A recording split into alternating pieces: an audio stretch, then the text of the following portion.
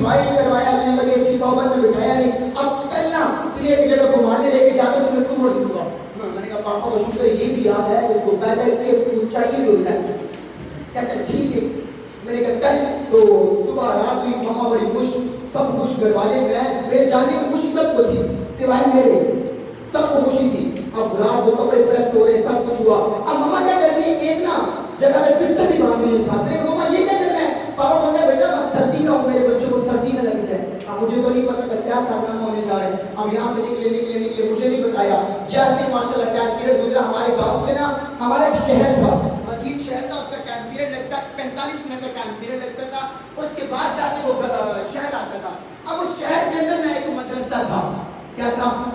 मदरसा था।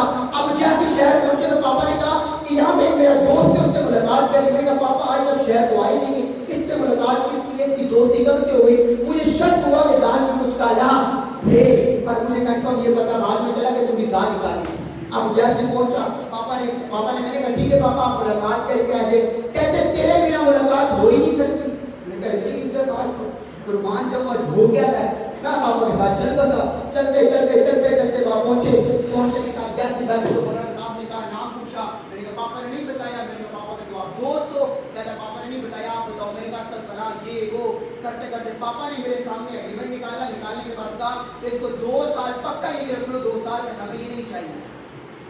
2 साल का एग्रीमेंट, 2 साल तक पापा को कहा कि ये बंदा घर नहीं आना चाहिए। मैंने कहा पापा टूर टाइम करते ये तो था, ये तो तू बोलता तेरा और तुझे यही नसीब होना था। अब पापा ने मुझे सुधारने के लिए 2 साल तक मदरसे में डाल दिया। अब मैं बेचारा और गार्ड को जाते जाता पता नहीं रिश्वत दे गया क्या दे गया। अब गार्ड बेचारा मुझे बाहर भी निकलने नहीं देता था, मेरा खाना पीना सब कुछ वही। अब वहां पे जब इंसान किसी नई जगह जाए तो मेरा मानना है कि इंसान को वहां की सोहबत समझ नहीं आती है। सो लो और आप भी दुनिया के किसी और गोले से उनके सोहबत से आ गए हो, आपको भी ये सोहबत समझ नहीं आ रही है। सो लो मुझे नहीं आ रही थी, अब वो सोहबत मुझे समझ नहीं आ रही थी। अब वहां पे एक रात गुजरी, सुबह देखता तहज्जुद में सब उठे हुए, वो एक बंदा आया मुझे भी कहता उठ। मैंने कहा क्या हुआ? 12 बजे उठता हूँ मैं तो। कहता खड़ा हो तेरे बाप नगर क्या उठा? मैंने कहा जी क्या करना है? कहता वो सामने नजर आ रहा है लाइन में लोग खड़े हुए, तू भी जाओ। मैं भी गया, जाके लाइन में खड़ा हो गया। अब वहां क्या हो रहा है? वजू कर रहे हैं वो लोग, क्या कर रहे हैं?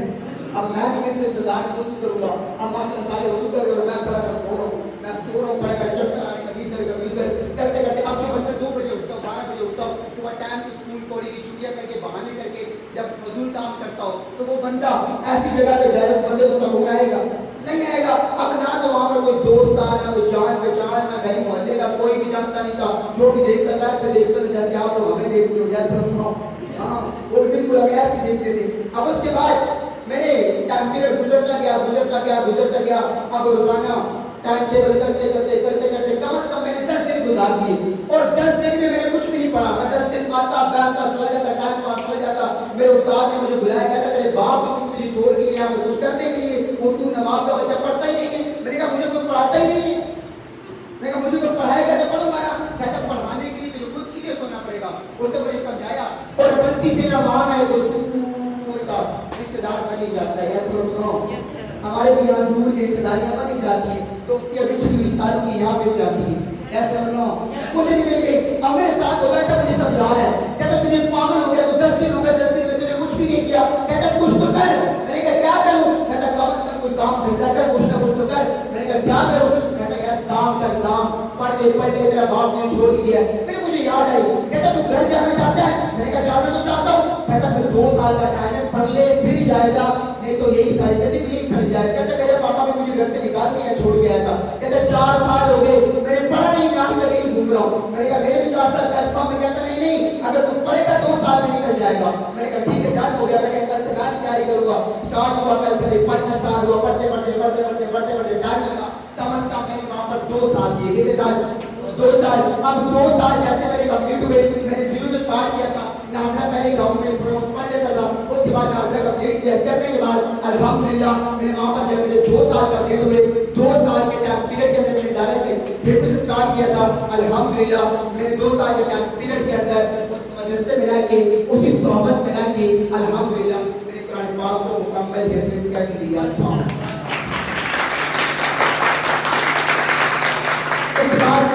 उसके बाद जैसे 2 साल कंप्लीट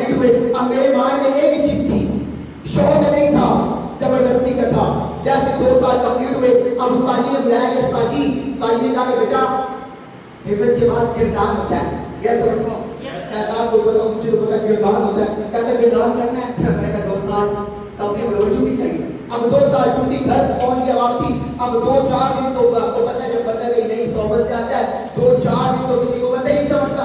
यस और नो? और कुछ लोग यहाँ पर भी ऐसे होंगे जो अपने आप को खुद समझते नहीं होंगे। यस और नो? मुझे भी नहीं सब, मुझे भी मैं सुबह नमाज ये वो घर वाले हैरान, ये चेंज हो गया, अपडेट हो गया। अब कुछ दिन गुजरे, मेरे दोस्तों को पता चल गया ये वापसी आ गया है। दोस्तों को पता चल गया ये वापसी आ गया। वो आगे मेरे को इस्तेमाल के लिए कैसे हो था यार, तेरे बिना तो नींद नहीं लगता था, तेरे बिना तो नींद भी नहीं आती थी।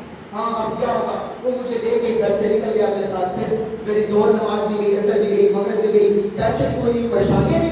दोबारा उनकी सोहबत में घुस गया। फिर उनके साथ बैठना होना 10 दिन गुजरे। पापा को फिर वही नाजिल हो गई कि तेरा बेटा फिर बदमाश। पापा फिर पहुंच गए, आजा बेटा जी। अब बिठाया घर पे, तुझे मैंने वहां क्यों भेजा था? मैंने कहा पापा पढ़ाने के लिए, पढ़ तो आया।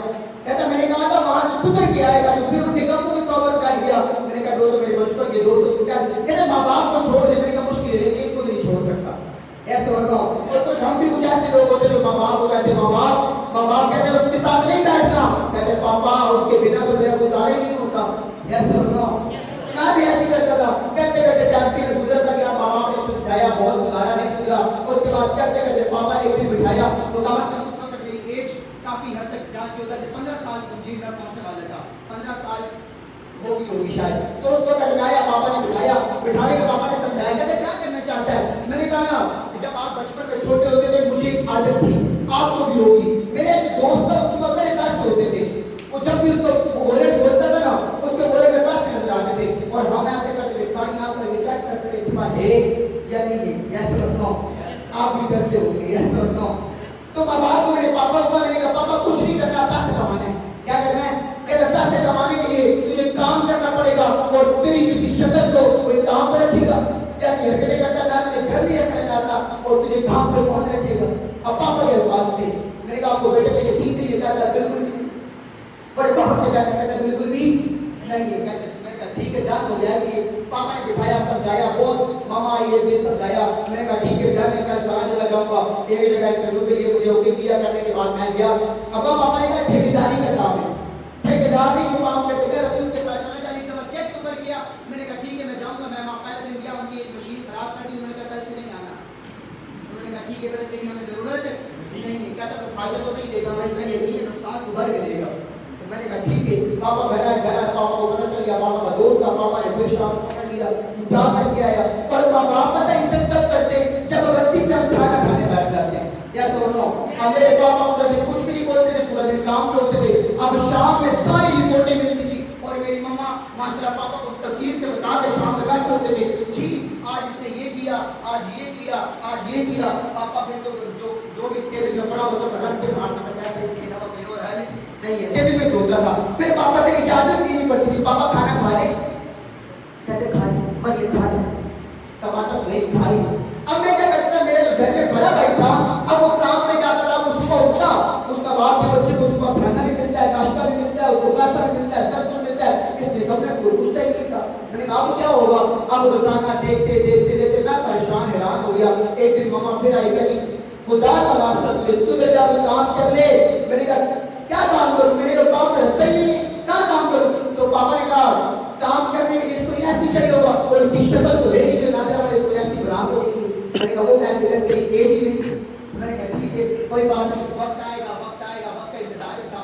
टाइम के गुजरता गया, कब टाइम गुजरा। उसके बाद फिर पापा ने एक दिन पापा को किसी ने मिर्ची लगा दी कि तेरा बेटा जवान है, माशाल्लाह घर पे फालतू बैठा होता है, गली मोहल्ले में घूम रहा होता है, फला और मैंने तो किसी लड़की को छेड़ा भी नहीं था। उस दिन तो पता चला पापा उसी और ने मिर्ची लगाई। पापा आया, मुझसे नहीं पूछा, डायरेक्ट कमरे में लेके जाके मेरे पापा धोते थे।